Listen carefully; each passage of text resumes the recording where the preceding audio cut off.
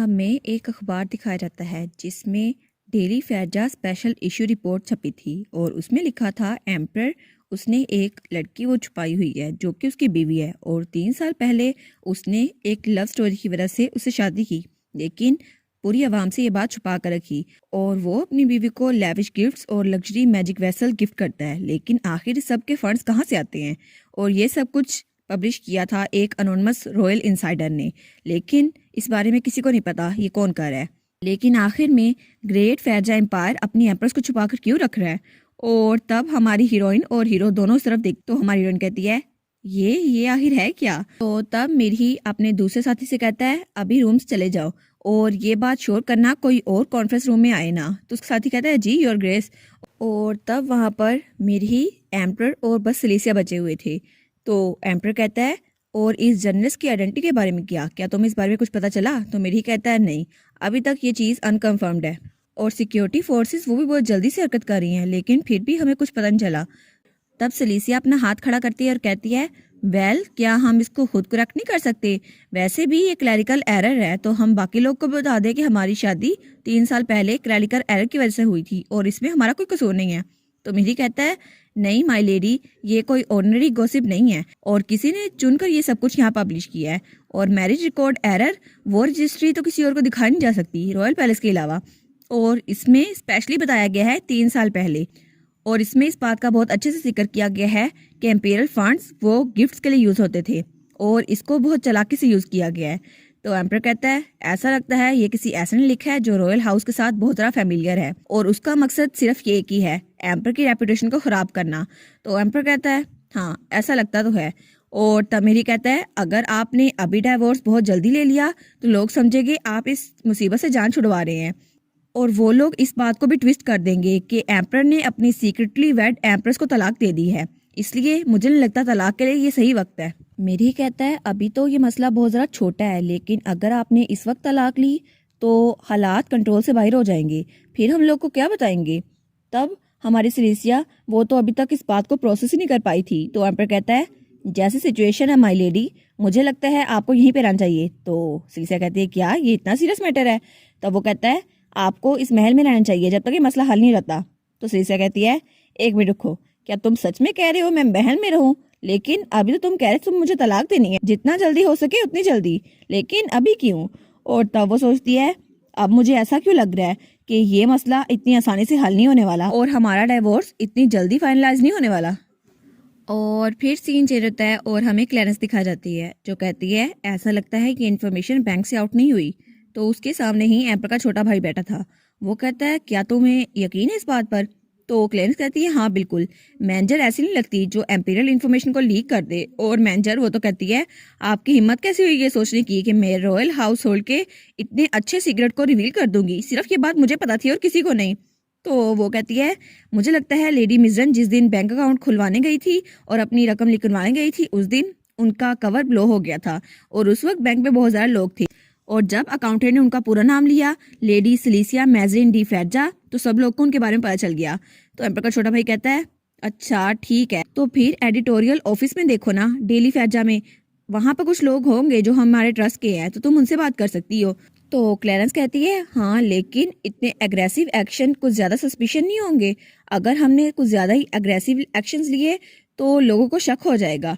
वैसे भी स्कैंडल्स तो हिज मैजेस्टी के बारे में छपते रहते हैं और लोग तो उनके बारे में गॉसिप करते रहते हैं, लेकिन अब प्रीवियसली हिज मैजेस्टी अगर वो चाहे तो फॉल्स रिमोर को खुद रिस्पॉन्स कर सकते हैं मीडिया में और जब हम उनको इस बारे में बताते हैं तो वो कहते हैं ये बहुत जरा अनोइंग है, इग्नोर कर दो इसे, वो खुद ही सोल्व हो जाएगा। वो कहती है इसीलिए चीजें इतनी दूर आ गई, अगर वो उसी वक्त उसको रोक देते तो अब ये ना होता। तो एम्पर का छोटा भाई कहता है नहीं ऐसा कभी ना होता और तब वो थोड़ी टेंशन में रहता है। वो कहता है मुझे इसके बारे में कुछ बुरा फील हो रहा है, ऐसा लगता है कुछ ना कुछ तो बुरा होने वाला है।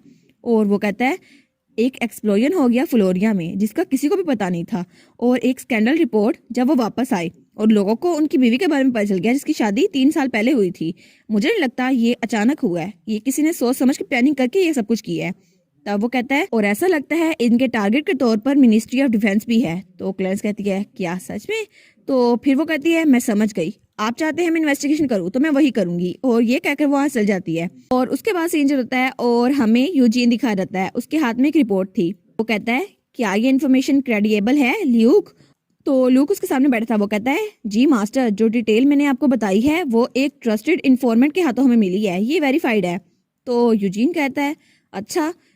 तो यूजीन कहता है अगर ये सच हुआ तो तब वो कहता है इस रिपोर्ट में लिखा है कि जिस शिप में लेडी सिलिसिया और एम्पर जा रहे थे वहां धमाका हो गया और कुछ नहीं बचा, लेकिन आखिर में वो दोनों तैरकर बहुत किलोमीटर दूर एक अनइनहेबिटेबल आइलैंड में फंस गए और उसके बाद यान फेरजा की शिप जहां पर सब लोग गए थे उन्होंने उनको बचा लिया और उसके बाद वो लुटेरे नेवी की ट्रेनिंग ले रहे हैं। तुम्हें लगता है ये बातें सेंस बनाती है? आखिर क्या हो रहा है यहाँ पर?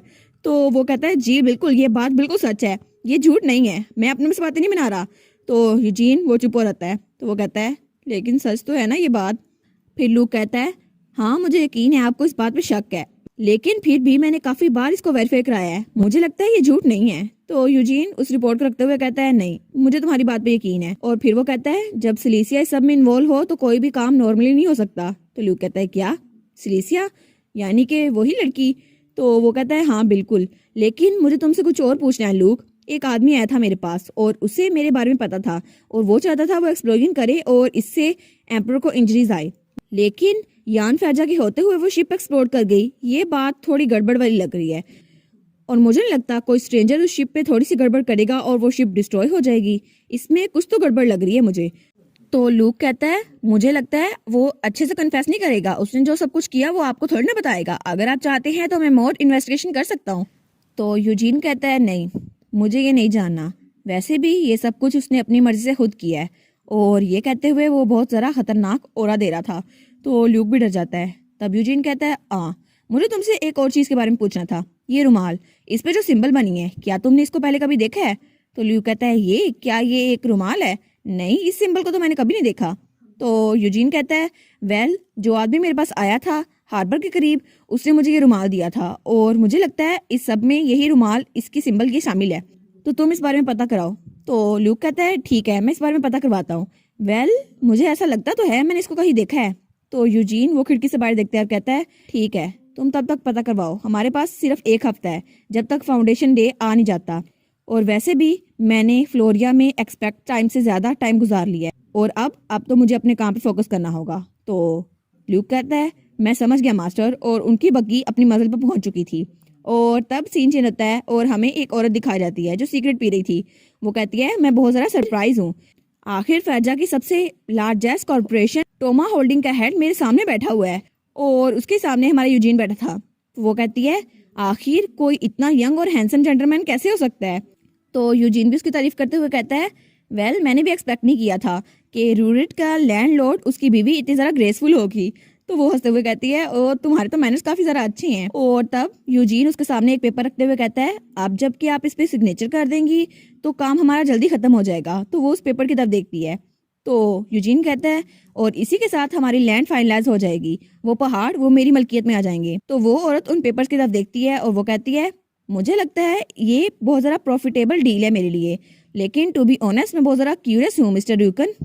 रूरेट माउंटेन तो बहुत ज़रा बैरन है, वहाँ पे तो कोई चीज़ नहीं उगती, ना ही वहाँ पर कोई खजाना है, तो आप उसको क्यों खरीदना चाहते हैं?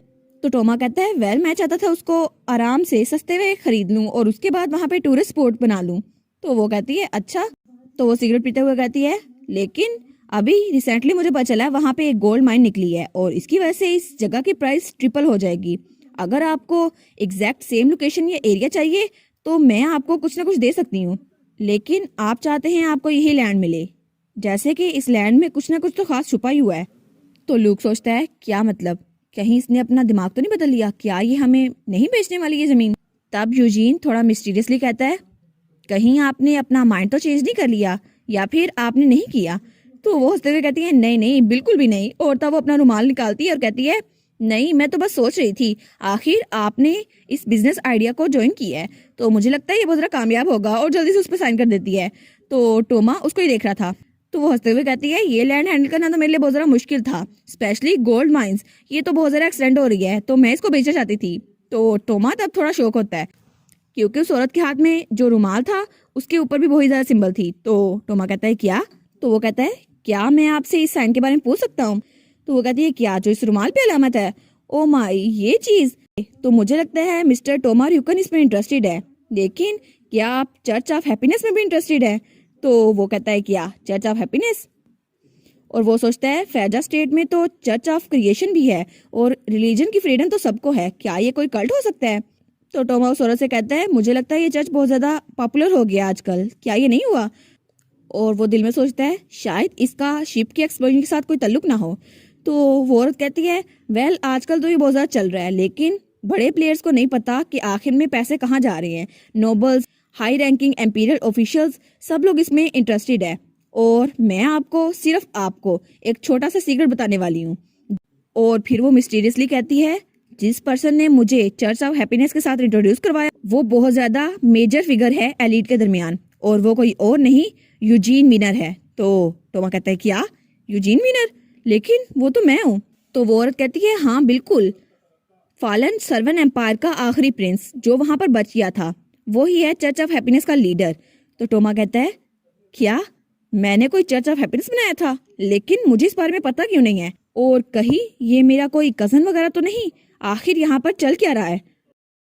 और इसी के साथ ये वाला पार्ट यहाँ पर ख़त्म। तो आप लोग बताइएगा आपको ये पार्ट कैसा लगा। प्लीज़ लाइक करिएगा, कमेंट करिएगा और शेयर करिएगा। और जो न्यू व्यूवर्स हैं काइंडली वो चैनल को सब्सक्राइब कर दें। और पिछली वीडियोस का लिंक आपकी स्क्रीन पर नज़र आ रहा होगा तो काइंडली उनको भी चेकआउट कर लें। Thank you so much.